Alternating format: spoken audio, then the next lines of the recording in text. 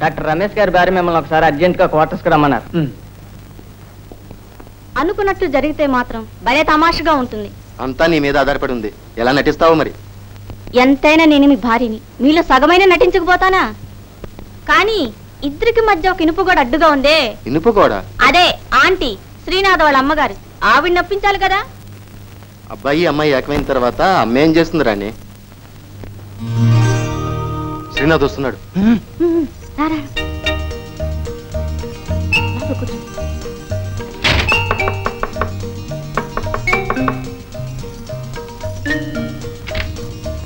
రానయ్యారా? కూర్చోనయ్యా. ఏమిటమ్మా అర్జెంట్ గా రమ్మన్నావు? ఏంటి విషయం? అన్నయ్య రాణి, నీకు మళ్ళీ చెప్తున్నాను, శ్రీనాథుని మాత్రం ఇందులో ఇరికించుకో.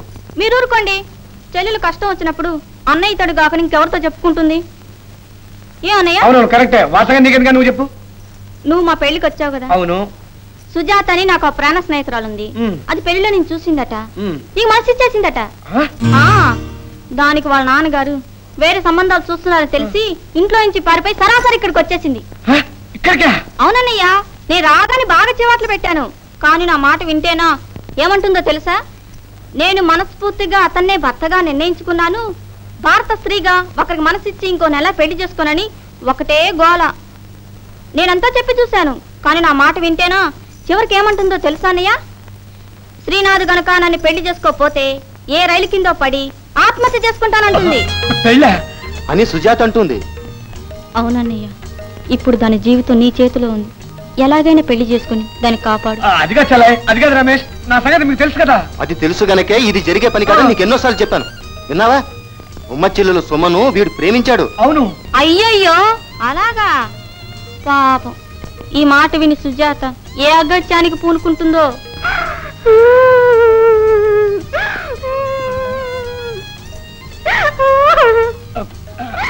అది కదరా, మీరే ఏదైనా చెప్తున్నారా? నువ్వే ఏదోలా మేనేజ్ చేయరా. ప్లీజ్ ముందు గదిలోకి వెళ్ళరా. నువ్వే చెప్పన్నయ్యా. Please please.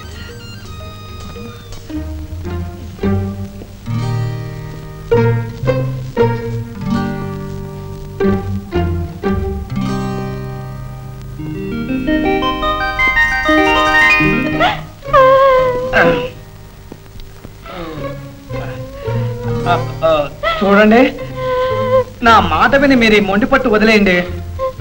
నేను ఒక అమ్మాయిని మనస్ఫూర్తిగా ప్రేమించాన్న విషయం మీకు తెలిసే ఉంటుంది.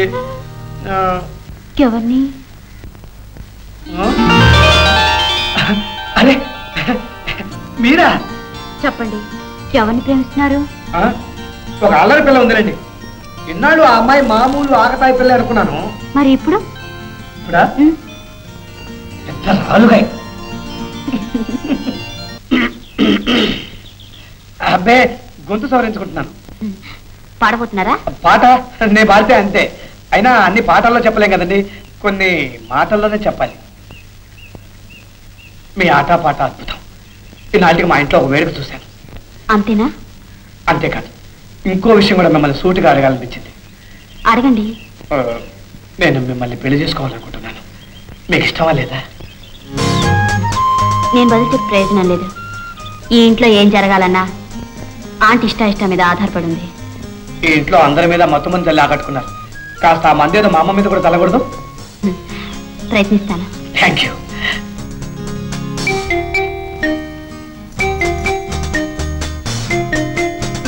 Aunty,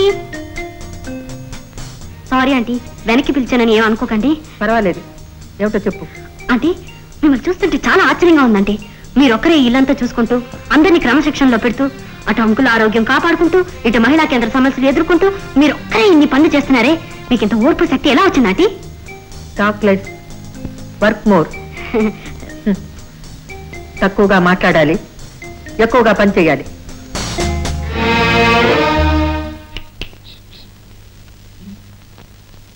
talk less, work more.